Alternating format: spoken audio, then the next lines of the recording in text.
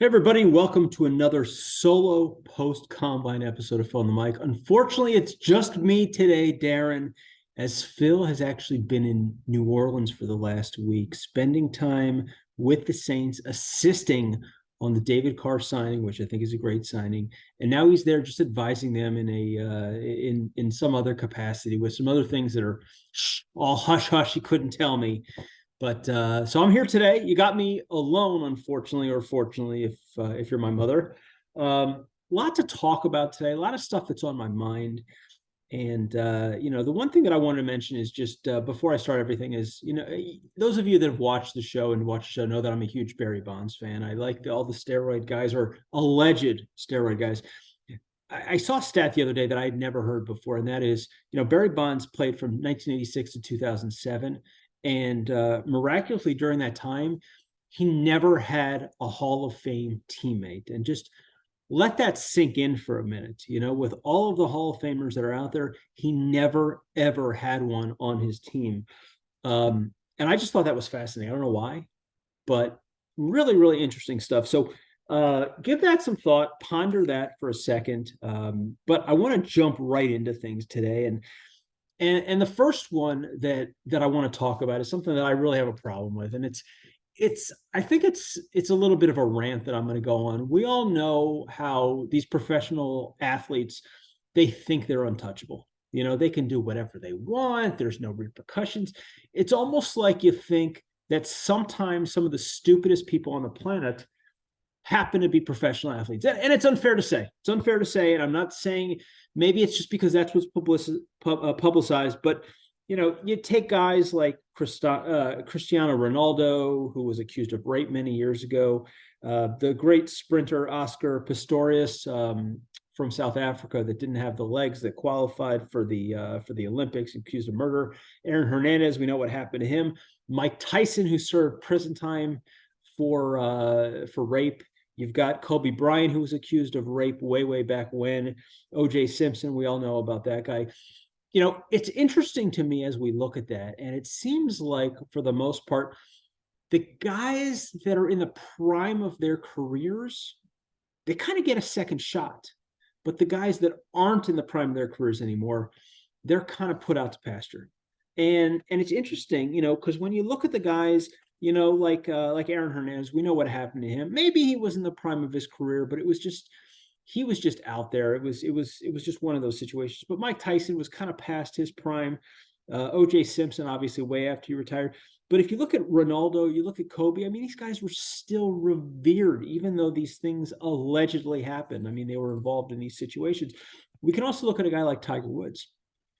And he's having another issue. Remember when he was married to obviously one of the most beautiful women. I mean, just a beautiful woman who just carried herself so well, and not a bad thing was ever said about her. And he basically went from city to city, basically shacking up with anything that moved, which was pretty incredible.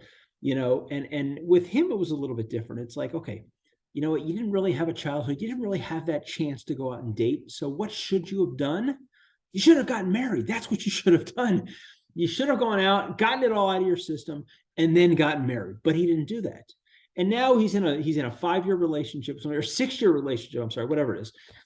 This woman, her name is Rachel Herman, and now she's filing some kind of lawsuit. I guess the situation is that allegedly he told her they were going on a short vacation to pack a bag. She packed a bag. She went to the airport.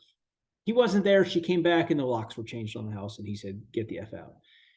I don't know what really happened, but basically she's saying, listen, you made me sign an NDA, and the NDA is BS. You told me that I could live there, an oral agreement for 11 years. I still have 5 years that I can live there. I'm also suing you for $30 million. Who the hell knows what's going on? To me, when you're a high-priced athlete, behave like a normal person. I mean, who does that? Who really does that? I mean, you kick somebody, you don't even kick somebody out of the house. You scam them, let's say, into leaving the house, and then you change the locks. I mean, really, what, like, dude, grow a set. What the hell is wrong with you? So that whole thing, I think, is just bizarre, if nothing else. Why can't you just do what normal people do and just say, listen, I'm done with you. Get the F out. Beat it. I'm not interested anymore. Be done with it. Break up with her like a normal person. I mean, why you have to go around and act in this childish way? And I guess more is going to come out, but if that's truly what happened, I mean, come on.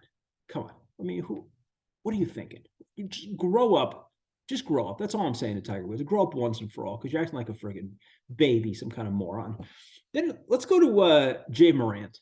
All right. And I still can't figure out exactly why he did what he did. I mean, here's a guy on top of the world. He's just a phenomenal basketball player. He's making, I don't know, 30 million a year, 35, 40 million a year, whatever it is. This guy has got a great life. He's a phenomenal athlete. And what does he do? He's at a bar, a strip club at 5:30 in the morning. Okay, first off, why are you at a strip club at 5:30 in the morning? That's just all I'm saying. But he decides to turn on his Instagram live and videos himself in the strip club flashing a gun. Yeah, I know. You're probably saying the same thing, and that is, why? Exactly. Why? Okay, it's stupid enough that you're in a strip club at 5:30 in the morning. Fine, you're doing that. Nothing good comes out of that time.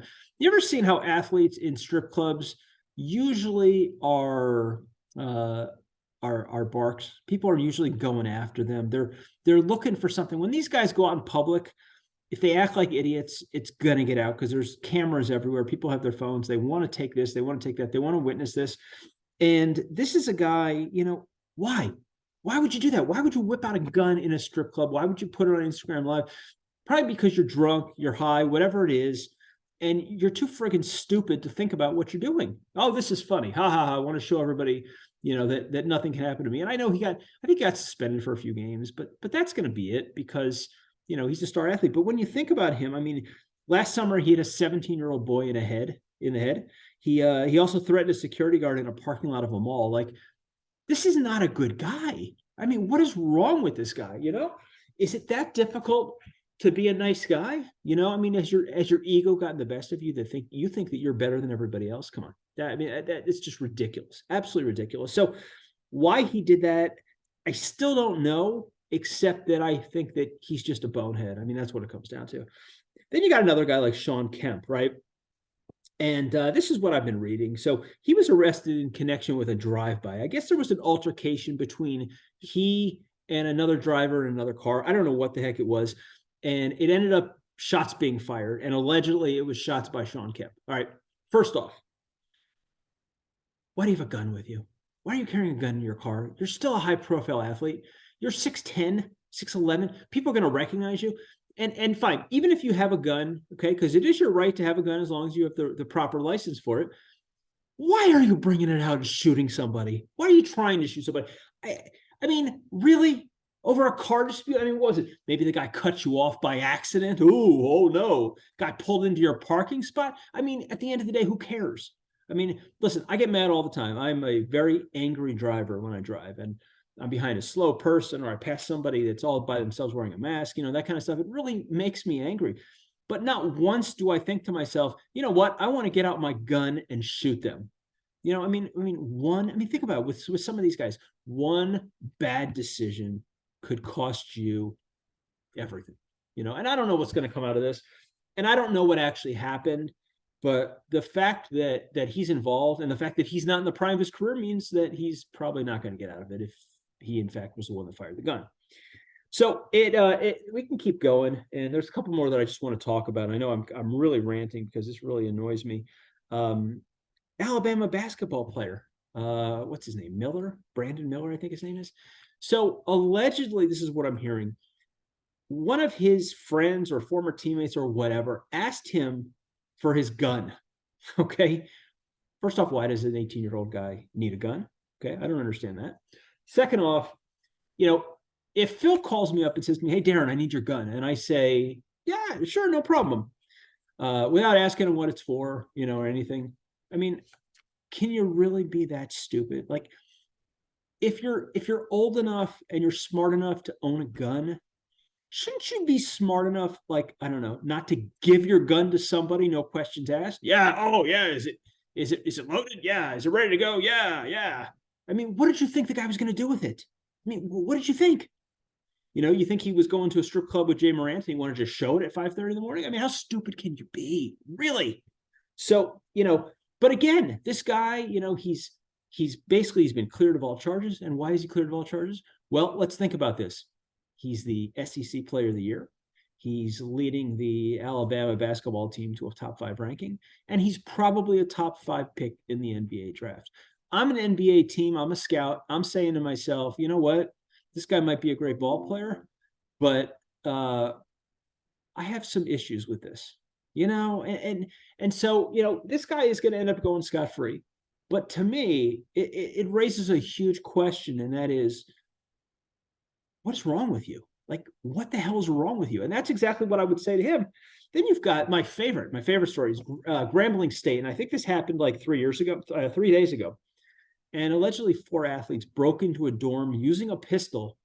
And again, allegedly stole a bunch of money. They've beat up 2 guys. I mean, think about it, right? I think 2 of the guys were on the football team. One of the guys was on the basketball team. Are you not recognizable? I mean, really? I mean, you're there. You're obviously well-known on campus. Like, what are you doing? You want to get a couple $100, and now, you're going to spend how much time in jail? I mean, these guys are not getting off. I mean, wow. So anyway, basically what I'm saying is, as a professional athlete, you need to hold yourself to a higher standard. You can't do these stupid things. Unfortunately, whether you like it or not, you're a target. And you're always going to be a target, just the way that it is. People are always going to look at you, and they're always going to play the victim card. So I got an idea for you. Don't do it. Just don't do it. Just go out there, do your thing, be a good citizen, be a good person. Don't break the friggin' law. Just behave yourself and enjoy your life. You've worked hard. You've created a great financial life for yourself and probably your family. If you have a family, just go out, just enjoy what you're doing. So that's the end of that rant. I had to put it out there because I'm so bothered when I hear things like that, and it keeps happening, so I just hope that guys can finally take their head out of their ass and think about what they're doing before they do it. All right. Let's talk about some combine, some NFL combine. And this is something that I would love to have talked to Phil about if he was here. But, the question is, do great results equal a great career? And conversely, do bad results equal a bad career? And I'm gonna give you 2 examples as to why I don't think these are necessarily true. I mean, there's obviously a lot of situations where, you're going to see great results becoming an NFL star. But for the most part, if you look at the top performers are never huge stars. They're just not. And the worst performers usually aren't big stars. But it's very interesting. When you look at a guy, let's say like Vernon Gholston, I don't know how many of you remember him, but he played for Ohio State. He was a defensive end. His numbers were off the charts at the combine. He just wowed everybody. He was an edge rusher, 6'4", 258. He ran a 40 in 4.67 seconds. He had a 35.5-inch vertical, 37 reps of a bench press at 225. This guy ended up parlaying that into a top 10 pick. I'm really bitter about this because my Jets drafted him. So he was a top 10 pick, and in 3 years in the NFL, he had 0 sacks. And he was given $50 million guaranteed money. I mean, he made a truckload of money and he did nothing with it. I hear that he's gone on and he's gotten into some different business. I think he might be some sort of investor or whatever, but I think he's been very successful. But obviously, it was just from a combine workout. He made a ton of money. Conversely, let's look at a guy like Tom Brady, and you all remember those pictures of him at the combine where he was 6'5", 211. He looked like he had no muscle whatsoever. He was a little bit chubby, and nobody was really impressed with him. Just to put matters into perspective, he had a 24.5-inch vertical, which is probably what I had when I was in college. And he ran a 5.28 40. Just to let you know how slow a 5.2840 is in the scheme of things. Vince Wilfork, who weighed 320 pounds, ran a 5.21. Let that sink in for a minute. These guys are probably friends. They were on the same team for a long time. But how funny is that Vince Wilfork outran Tom Brady at the combine? So just a couple examples. I feel like these NFL teams get so fascinated with these results. Oh my God. And I'll tell you what makes me nervous. And this year's guy who has just his numbers are just through the roof is a guy from Florida, Anthony Richardson. Now, was he good at Florida? No, he really wasn't. He really wasn't. But these were his numbers, right? He's 6'4", 244. So he is built like a friggin' Mack truck. The guy is huge. And if you saw this guy, he has just got muscles on top of muscles. He just doesn't look like your typical quarterback. He ran a 4.43 40-yard dash, which is the third fastest ever for a quarterback, which is pretty crazy. His vertical was 40.5 inches, which is first all time. He has a broad jump of 10 feet 9 inches, which was also first all time. And these are for quarterbacks. And he showed off that he's got a huge arm. So you look at all these tangibles and you think to yourself, wow, this is just incredible. What about the intangibles? That's what I want to know. That's what I want to know. Let's look at his body of work. What did he do in college? He showed flashes of greatness. I can be honest with that. But overall, he didn't do too much. Was Florida a great team? No, they had some good players. They always have good recruits, but it seems like Florida's a team that has trouble developing people, possibly him included. Maybe that was it. Maybe it was the scheme. Maybe it's him. I don't know. But, to me, I look at that and then I look at how he played at Florida and I'm like, okay, what am I going to get? Am I going to get a great player or am I going to get a dud who's just a combine stud? I don't know. But he's probably going to be a top 5, top 10 pick. And we're going to find out soon enough. I personally don't think he's going to be a superstar, but you just never know. You never know. So we'll see. Bryce Young was another one. He came in at 5'10 and a half, 204 pounds. That's a little guy. I think he came in as like the shortest quarterback to attend the combine in 20 years. I don't know, however long the combine has been going on. Does that scare me? The thing that scares me about that is when you look at a guy like Tua, and I think that Bryce Young is actually a better player than Tua, but Tua keeps getting injured. It's like concussion after concussion, and part of that is because he's small, and he's a lot bigger than Bryce Young is. He's probably 6'1", 220, something like that. So that makes me a little nervous. And wherever he goes, you got a couple things working against him. Obviously, the height. He's got to be able to throw off those really big offensive and defensive linemen. That could be a tough. But with him, you got to get the ball out of his hands quickly, and you got to protect him because this is a guy that is frail. You can say what you want, but when you've got a 300-pound defensive tackle coming at you, and the NFL is a lot faster than the SEC, and the SEC is the best conference, but it does make me a little bit nervous. So do I think that he's probably still the best quarterback? I do, but I think that he needs to be in the right situation and they really need to protect him adequately, get the ball out of his hands right away so that he has a chance to be successful. You got some other guys. You got a guy like Jackson Smith Najigba, and he was injured last year or most of last year, I think. He had the fastest times for the shuttle and for the 3-cone drill.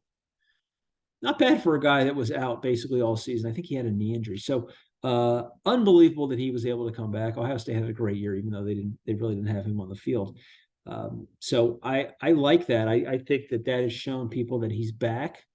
And I think you're going to see him drafted a lot earlier, potentially coming off the board as the first wide receiver. We'll have to see what happens. A couple other guys, edge rusher, Nolan Smith from Georgia. We all know who he is. He is just a beast. He creates havoc in the backfield. He came in at 6'2", 238. That is not big for a defensive end. Now, granted, he ran a 4.39 40, which is great. He had a 41.5-inch vertical, which is great. So he's got the speed, he's got the athleticism.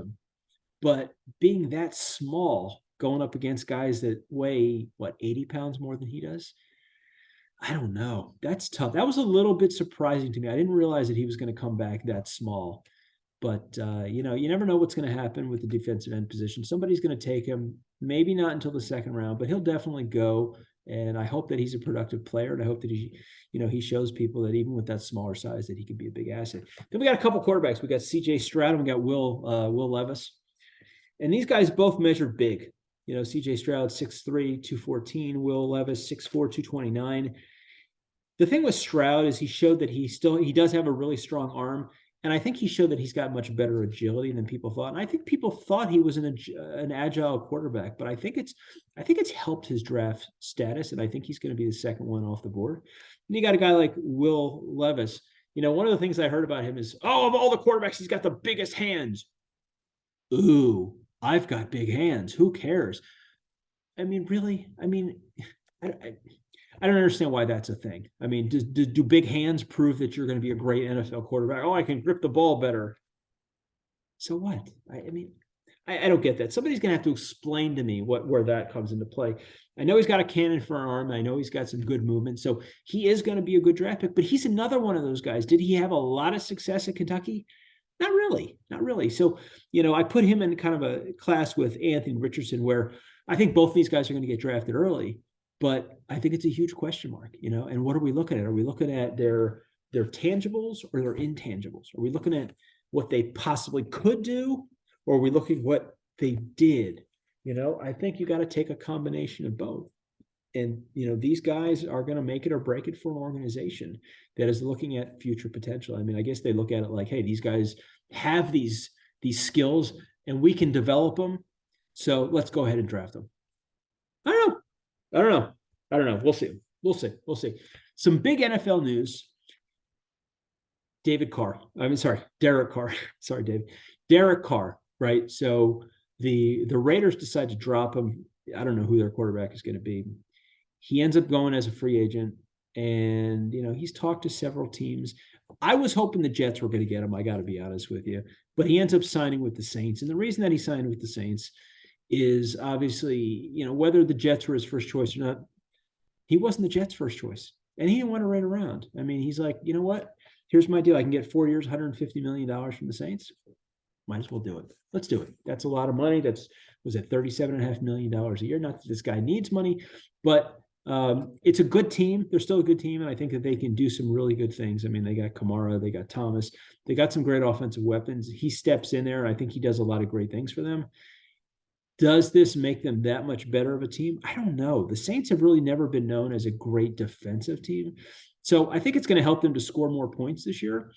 But are they going to be able to stop the other team? It's a good question. We'll have to see. Another big signing, the Seahawks signed Geno Smith, 3 years, $105 million. Is that worth it? I'm not going to comment on that because as a Jets fan, I'm kind of tainted of Geno Smith. And remember that punch that he threw in the locker room and broke some guy's jaw, or vice versa. I don't even know what happened. But, you know, you're talking about a guy that has been a journeyman quarterback and finally has a great first half of the year. Second half was okay. Would I pay him that much money? I mean, he's a starting quarterback, so I guess he's underpriced for being a starting quarterback. I mean, if you look at most of the starting quarterbacks now, they're making more money than that. So, you know, when I look at their other options, I mean, they could draft a quarterback. They could trade up to get somebody. I mean, I don't know. Time will tell. I'm not impressed. I think the second half Geno showed us what he really is. I don't think he's going to be a star. I don't know if he's going to make it for the full 3 years. I would happen to think that they're probably going to get rid of him after 2, but we'll see. We'll see what happens. Jets. My Jets. And this is the one that I'm really not sure about. You know, allegedly the Jets were all in on David Carr. They loved him. Everybody thought he was going to do some great things, me included. And the owner said, I don't think so. I would rather have the strangest guy in pro football and potentially one of the best quarterbacks, Aaron Rodgers. That's who I'm all in for. And I'm thinking to myself, okay, Aaron Rodgers is going to be 40 in December. Derek Carr's 31. So even if you sign Aaron Rodgers, what are you going to get? 2 years out of him, maybe. So basically what that's telling me is that the owner thinks that he's got a Super Bowl ready team now. All he needs is a quarterback. I don't know if I would go that far. I really, really don't. You know, I'm not upset about the signing, but I also remember the last Hall of Fame Packers quarterback the Jets signed, and that was Brett Favre. And although Brett Favre played pretty well, it really didn't help us. So I don't know what to say about this. I mean, it looks like it's going to happen. So, I mean, I guess I'm excited about it because anything is better than what they did. But you know, for all of the things that Joe Douglas has done, he's the GM of the Jets, all the great things he's done. When you think about it, he whiffed at the two most important positions on the football field, and that is quarterback and left tackle. And his quarterback obviously is just turning out to be a bum. You know, he's almost like Johnny Manziel 2.0. And the guy just needs to grow up. He just needs some maturity. So what that's telling me is if they bring in Aaron Rodgers, they're going to keep him. They want to keep him on the team for the next 2 years so they can try to develop him and salvage that god-awful draft pick that they made with this guy, Zach Wilson. The other thing that I want to talk about was the left tackle and Mekhi Becton. I mean, the guy can't stay on the field. The funny thing is, right after him, who was drafted, Tristan Wirfs, who's been a two-time All-Pro and a stud with the Buccaneers, who I thought at the time was the best tackle coming out of the draft. But of course, they took Becton. Why? Because he's like 6'7", 265, 365. He's just a beast, and he can push people around. Yeah, but is he really that good? I haven't really seen anything. So is he going to get on the field? I don't know. I mean, my expectation is that the Jets draft a tackle. I mean, how awful is that 3 years after drafting this guy? Shouldn't have to be that way. When you draft a tackle that early in the draft, they should be around for a long time. So I don't know what's going to happen that way. But then the most interesting story of all those, and those are all some interesting stories. Philip Rivers, excuse me. Philip Rivers has announced that he may be interested in coming back. It's a guy that hasn't played in a couple of years, and for good reason. But when we think about, I mean, obviously he's a potential Hall of Famer. He reached out to the 49ers and Dolphins, who both could use that temporary stopgap while they're trying to figure out what their quarterbacks are doing. But his last season in Indy, he was 11-5, made the playoffs, 68% completion percentage, 4,169 yards, 24 touchdowns, 11 interceptions. He hasn't played for 2 years. But I know why he wants to come back, because it makes all the sense in the world. This is a guy, and I don't know how many of you know this, he's got 9 kids. 9. Okay, 9. So he can almost have a full court basketball game in his backyard. Okay. They range from ages of 3 to 20. So this guy was not messing around. He got started early and he just kept going. But the interesting thing about him is he might be the only pro athlete to have 9 kids by one woman. So good for him. He has 9 intentional children. But you know what? When you look at that, and he's sitting there saying, you know what? I've been here 9 children, 2 years. I got to get the hell out of the house. I can't do this anymore. So I understand why he would potentially want to come back. And you know what? We'll see. I mean, with the amount of quality quarterbacks, is it too much to take a risk on Philip Rivers for a year? I mean, think about it. Think about San Francisco, right? You got Brock Purdy, you got Trey Lance. Both of these guys are coming off big injuries. Might it make sense? Maybe.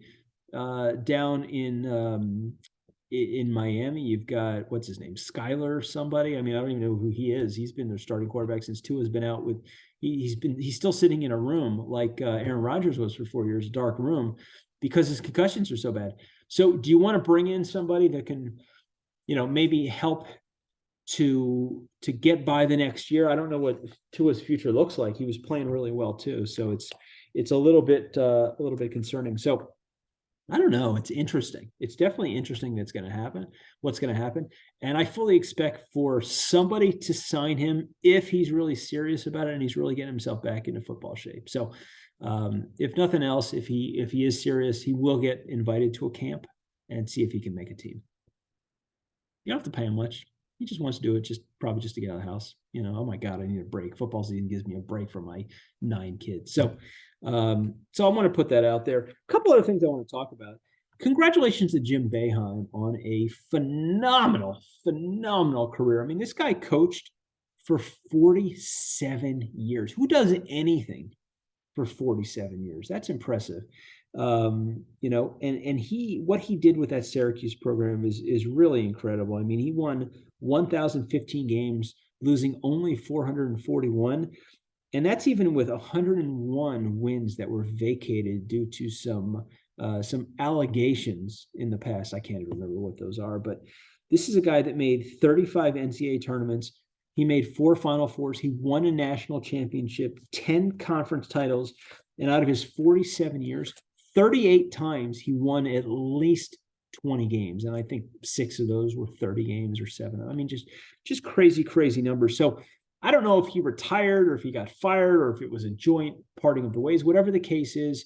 I mean, he's been in the Hall of Fame for a while. He's well deserving, just a phenomenal, phenomenal coach. Me being an Indiana fan, as you can see, I can remember sporadically facing some of those defenses, especially in I can't remember which tournament it was, but man, that matchup zone was just tough, just impossible. So, from that perspective, I'm actually glad to see him gone, but man, what a career that guy had. And then Patrick Ewing was just fired as the Georgetown coach. And in 6 years, he was 75 and 109. And that just goes to show you how difficult it is to go from Hall of Fame player to great coach. It doesn't happen very often. When you think about it, there's only a few names that come to mind: Bill Russell, Tommy Heinsohn, Lenny Wilkins, John Wooden, Bill Sharman. Okay, so there's a few, but there's not a ton. And it doesn't happen in a lot of sports. I know Mike Ditka's a Hall of Famer, won a Super Bowl with the Bears. So you see it every now and then, but it just doesn't happen very often. So I'm not surprised. It was his first real head coaching job. And it just goes to show you, just because you're a Hall of Fame player doesn't mean that you're going to be a Hall of Fame coach. It is what it is. It is what it is. A few things that I want to talk about that are interesting. A couple baseball things that I want to mention is there's a guy at Mississippi State. His name is Jurrangelo Cijntje, I think his name is. I don't know. This is a guy that brings an unusual talent. And I'm not going to say he's the first guy ever, because when I was younger, I actually saw a major league game. I think the guy's name was Verdette. I can't remember. But I was so excited to witness that. This guy is ambidextrous, which means he throws right-handed and left-handed. Okay. How good is this guy? You might say, you know what? His right-handed fastball comes in at 95. His left-handed fastball comes in at 92. Okay. I can't throw 50 right-handed. This guy is throwing in the 90s with both hands. How's he doing so far? He's only a freshman. This is only his first year. How's he doing so far? Well, he's pitched in 3 games, 9 innings pitched, 12 strikeouts. His record is 2-0, and he's allowed no earned runs. I'd say he's gotten off to a pretty good start so far. Obviously, it's a small sampling, but I would love to see this guy really, really shine in college. And, this is the kind of guy that's got the potential to be a top pick in the draft and do some great things. We've got Ohtani now that's got just doing something that nobody else does. And this is a guy that could instantly have an advantage against almost any batter that he faces. So I'm excited. I'm excited to see this guy grow and watch what he does. Las Vegas is interesting. Las Vegas, for some reason, they've decided that they are great for professional sports. And I haven't seen how the numbers were for the Las Vegas Raiders in the first year as far as attendance and whatnot.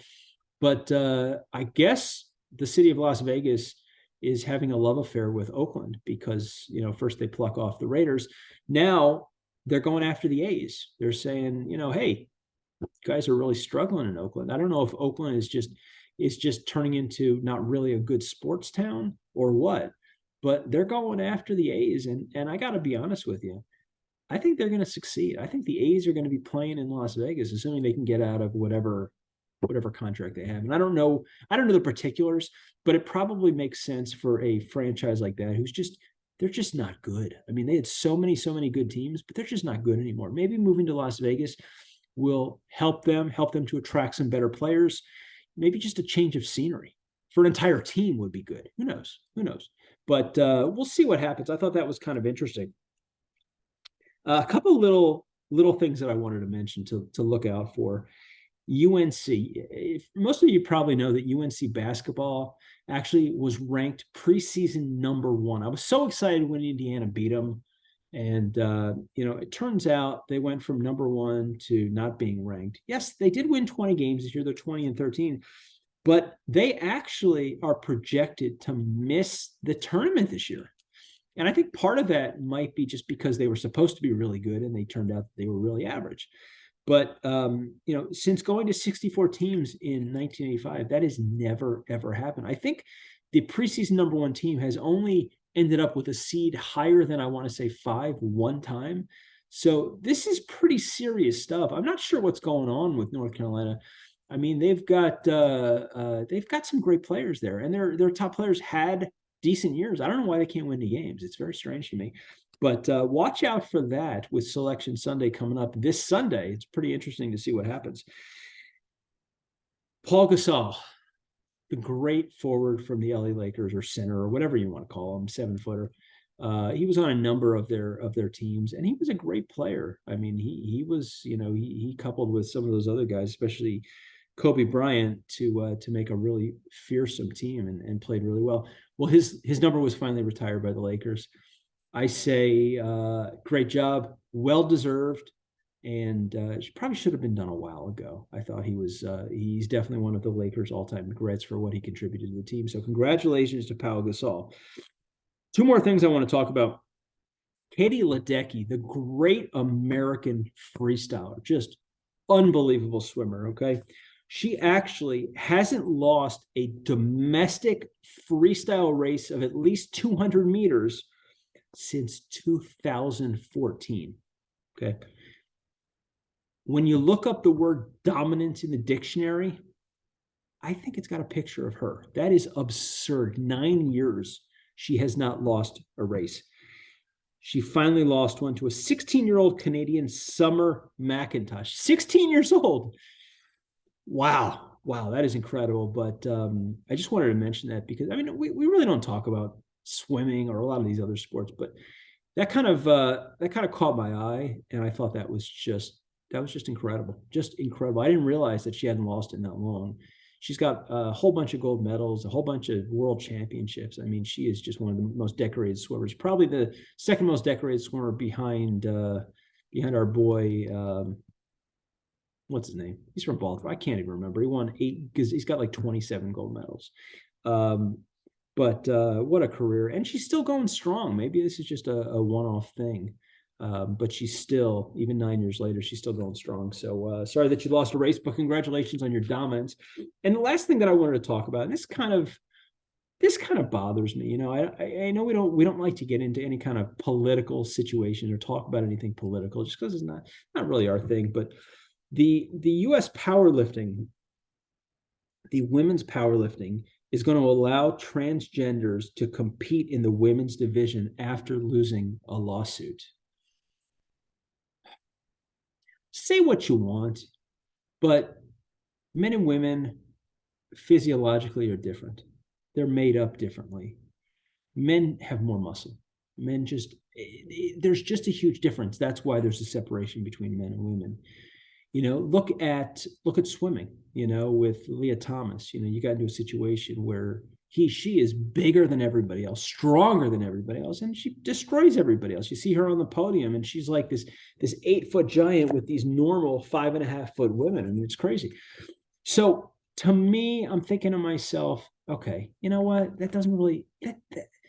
I understand the transgender rights, and that's fine. Everybody should be treated the same. But your body makeup is different. And if you're a man, you just have the ability to make more muscle than women.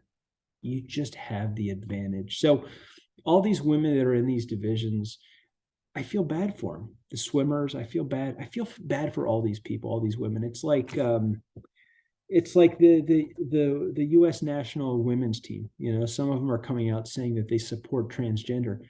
You do realize that those people are going to take your job, right? Those people are going to be, I mean, when you look at it, I think the women's Olympic team, they played against some college. And I can't be clear about this, but I think they got spanked. But again, it's that muscularity, it's that physicality that separates men from women that I just don't like. I just don't like it. I'm not gonna go out there. Like I said, I'm not being political.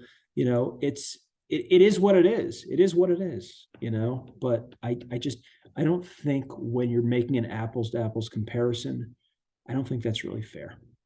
Just my 2 cents. Just my 2 cents anyway. So we got the Selection Sunday. I'm wearing my Indiana shirt today. As you can see, Indiana Hoosiers basketball, baby. Yeah. Because they're playing, who are they playing tonight? University of Maryland. So it should be a big game. Maryland beat them before. Maryland's actually favored by 2 points. But all the league championships should be finishing up this weekend. By Sunday, we will know who makes the field of 64 or 68, I think it is now, because you got those couple play-in games. So it's exciting. It's exciting. We're midway through. We're almost midway through, we're midway through spring training.